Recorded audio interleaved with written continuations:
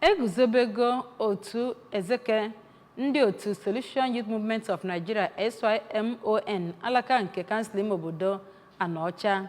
Ya bụ mmemme bụ nke were ọnọdụ n'isi ụlọ kansụl ime obodo Anaocha dị na Nnenne. Onye nta akụkọ anyị bụ Anaocha kọkwara akụkọ a n'uju. Bụ Solution Youth Movement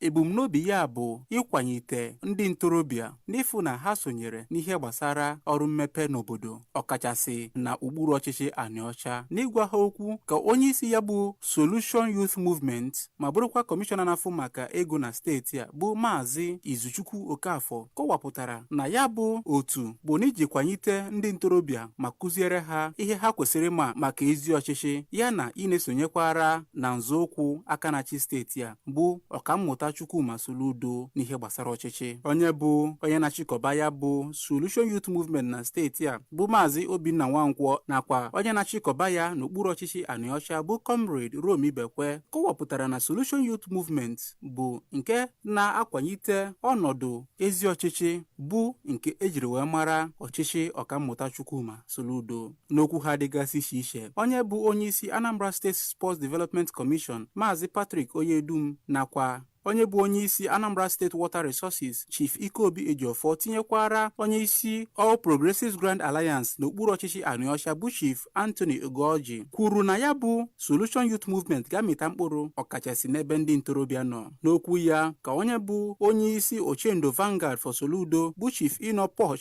Chikezie kpọkwuru ndị isi ahụ ka ha bụrụ ndị ga na-akwanyite ezi ọchịchị site na ya bụ Solution Youth Movement of Nigeria. Ya bụ mmemme bụ nke Principal Secretary nyegara Gọvanọ Chukwuma Soludo bụ Barrister Joachim Aneto bịara ma ọ bụ Sir Peter Ewenike nọchitere ya tinyekwara ndị ọzọ site na Anaocha. Emmanuel Chigbata maka akụkọ ụwa ABS.